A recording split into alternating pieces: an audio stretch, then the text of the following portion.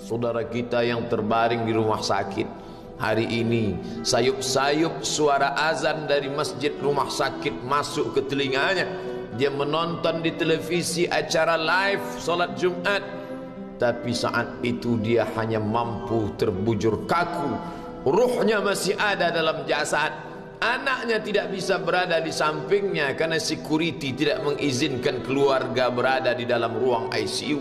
Dia duduk di dalam, suara terdengar, azan bersahutan, hayya 'alas salah, mari salat, hayya 'alal falah, mari menuju kemenangan. Dia hanya bisa meneteskan air mata. Kenapa? Kalau dulu dia waktu sehat sempat beribadah, penyesalannya tidak terlalu banyak. Tapi kalau di saat sehat walafiat tak sempat untuk menempelkan kening ke lantai, tak sempat melangkahkan kaki ke rumah Allah, tak sempat mendengarkan khutbah, maka tak ada duka di atas duka. Air mata yang meleleh tak dapat mengembalikan masa lalu. Lan tarji'al ayyamul lati madat, yang lalu tak dapat diulang kembali. Air mata darah menangis, yang sakit tak akan sembuh, yang mati tak akan hidup. Penyesalan selalu datang di akhir perbuatan. Belum pernah orang menyesal sebelum perbuatan berlalu. Selalu penyesalan di akhir. Di saat itu penyesalan tak lagi bermakna.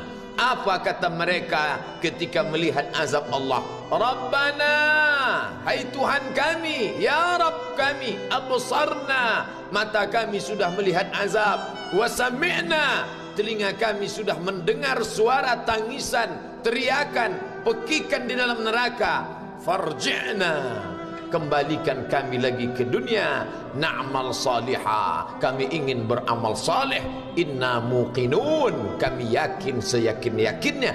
Tapi saat itu penyesalan tak lagi bermakna, karena dunia tak mungkin utuh semula, karena sudah menjadi sunnatullah yang lampau tak akan kembali.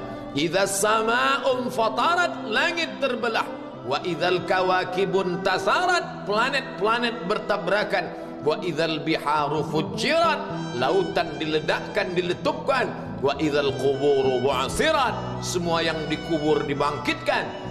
Alimat nafsum ma qaddamat wa akharat, disitulah orang baru sadar apa yang dulu pernah aku lakukan. Wa qadimna ila ma amilu min amalin, semua amal mereka kami tunjukkan, kami datangkan. Ini amalmu, ini infakmu, ini wakafmu, ini sedekahmu, ini salawatmu, ini bacaan Qur'anmu, ini zikirmu. Tersenyum mata melihat amal. Faman ya'mal mithqala dzarratin khairan yarah. Tapi jangan lupa, apakah yang dosa-dosa itu dilupakan begitu saja? Yang buruk pun akan nampak juga. Faman ya'mal mithqala dzarratin syarran, sebesar ujung rambut, sebesar telapak kaki semut yang hitam, di atas batu yang hitam, di tengah malam yang kelam, di dalam samudra yang gelap, akan ditampakkan juga pada hari itu. Yauma tublas sarair, segala rahasia ditunjukkan, dan mata akan melihat dengan penglihatan yang nyata. Mulut tidak lagi bisa menjawab. Al-yauma nakhtimu ala afwahihim, hari itu mulut kami kunci, karena mulut itu yang dulu pandai mencari-cari alasan, bersilat lidah, maka hari itu lidah dikunci. Wa tukallimuna aydihim, tangan mereka kami buat bicara. Wa tashhadu arjuluhum, kaki bersaksi. Apa yang akan dibicarakan tangan, apa yang akan dipersaksikan kaki?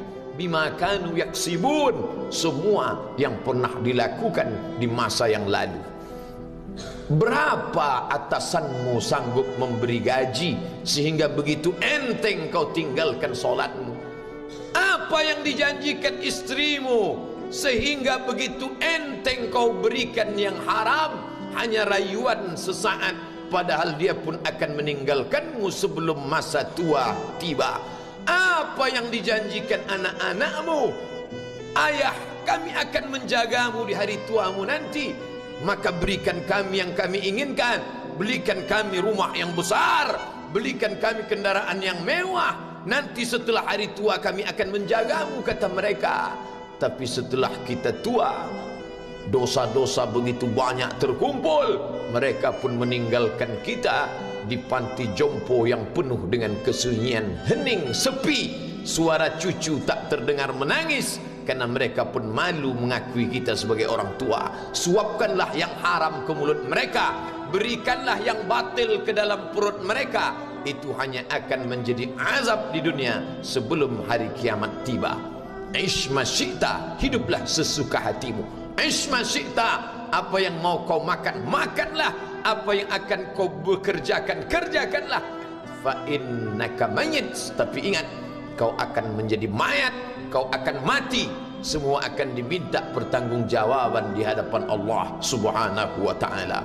Hari ini orang boleh tertawa, hari ini orang boleh merasa dunia dia yang punya, tapi sampai masanya yang hijau akan berubah menguning, yang kuning akan mati, yang mati akan menjadi debu, yang debu ditiup angin hampa tak bermakna. Lalu apa yang akan dibawa menghadap Allah Subhanahu wa ta'ala? Amal saleh.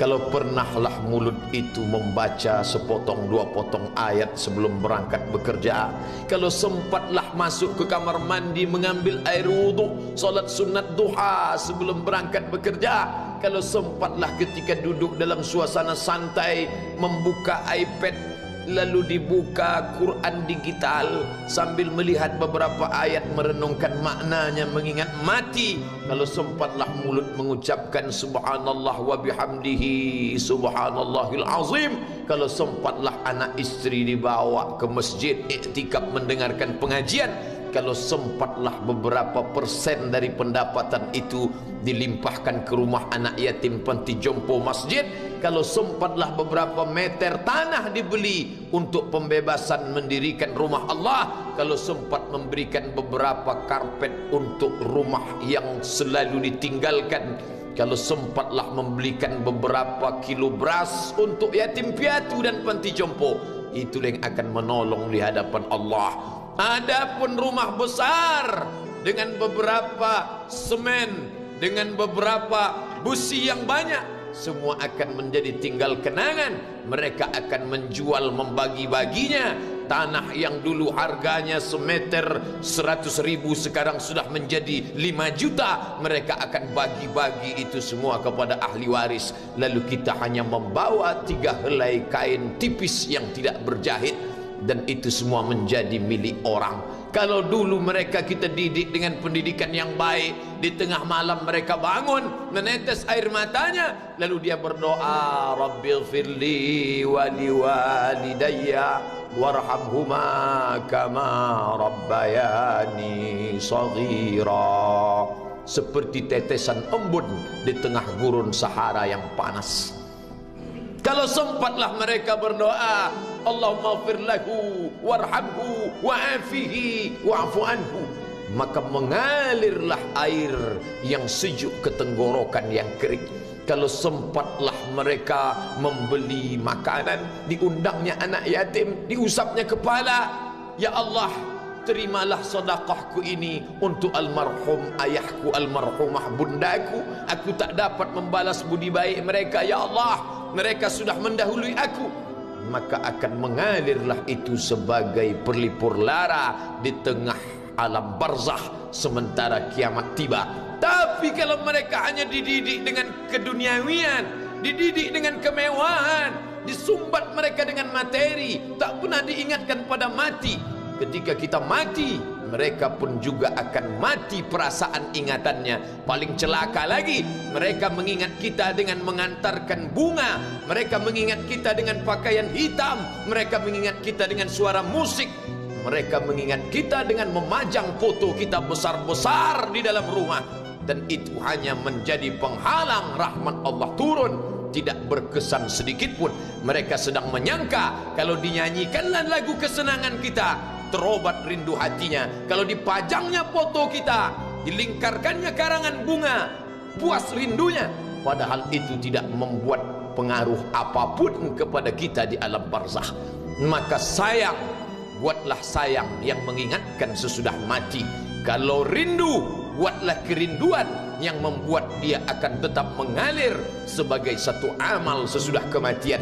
Idza matal insan, kalau manusia mati, inqata'a, dulu rajin membaca Quran berhenti, dulu rajin salat tahajud berhenti, dulu rajin menghatamkan segala yang baik-baik berhenti. Tapi ada yang tetap mengalir. Di antara yang mengalir itu adalah sedekatun jariyah. Sempat membelikan beberapa bungkus nasi, nampak orang tua di panti jompo menyuap nasi itu, menggeletar tangan mereka karena usia lanjut, menetes air mata. Kita bukan sedang melihat orang tua, kita bukan sedang melihat orang lain. Saat itu kita sedang melihat potret diri kita 30 tahun yang akan datang. Di mana aku 30 tahun akan datang? Surga, kenikmatan yang luar biasa, tapi dia tidak akan dimasuki oleh orang yang biasa-biasa.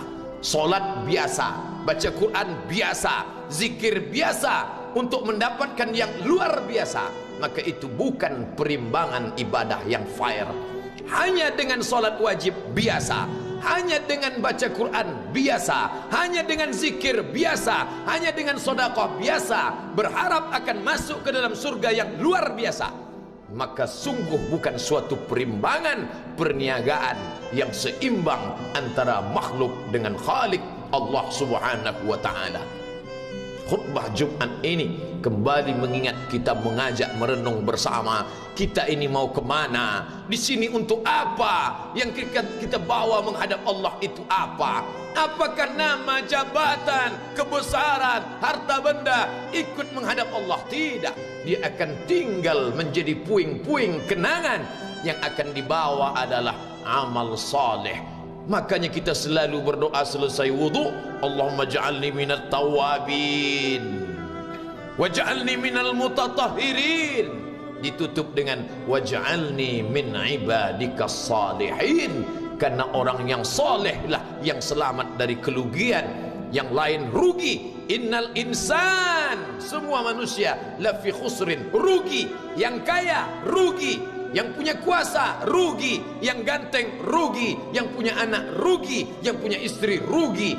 Tapi ada yang beruntung, illallazina amanu, kecuali yang beriman, wa amilus salihati, dan beramal saleh. Itulah orang yang beruntung, karena dia akan hidup dalam kehidupan yang kekal abadi, membawa iman dan amal salehnya. Kalau sampai hari ini masih bersemayam di dalam diri kita, mari kita jaga.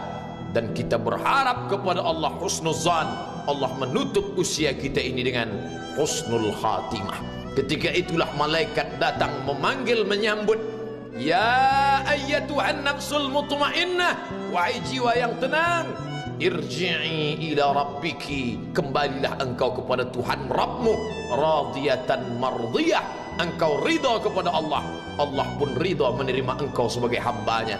Fadkhuli fi ibadi, masuklah engkau ke dalam golongan hambaku. Wadkhuli jannati, masuklah engkau ke dalam surgaku. Saat itu ruh keluar dari badan seperti tetesan air di hujung daun yang lembut menetes.